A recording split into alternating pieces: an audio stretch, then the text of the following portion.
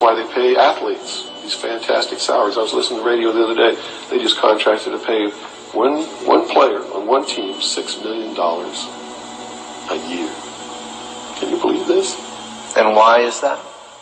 It's the Roman circus. What does the emperor do when the people become restive, and when the people are asking questions, and when the people don't like the policies of the emperor? He sends them to the circus. He creates a circus. He builds a giant coliseum. And he begins to throw the Christians to the lions. And he has great chariot races and football games and basketball games, all to keep the idiots preoccupied with things that don't mean anything in the scheme of the entire world, so that they don't have the time to learn what the truth is, so they don't ever get smart enough to learn how they're being manipulated, so they don't ever question the emperor. That's why they pay a player on a football team or a baseball team $1 million or $2 million or $3 million a year. It is the Roman circus.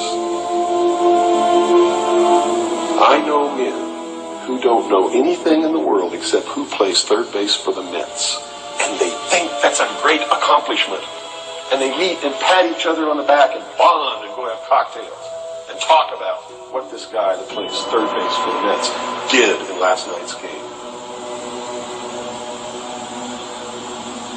It's sad.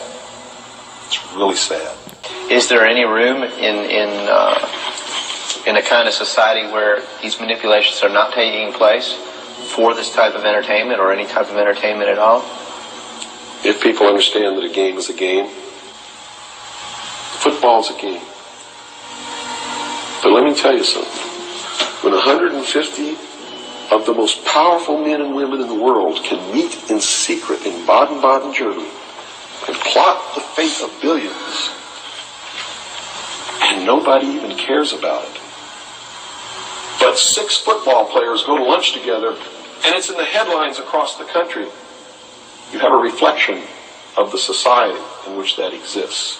And it is a sick society that is doomed to self-destruction. So based on that scenario, there's some truth into what these men are looking at. Absolutely, and that's what makes me so sick, is that I'm trying to wake up a people who on a daily basis are proving the ones that I'm warning them about to be right. Mm-hmm.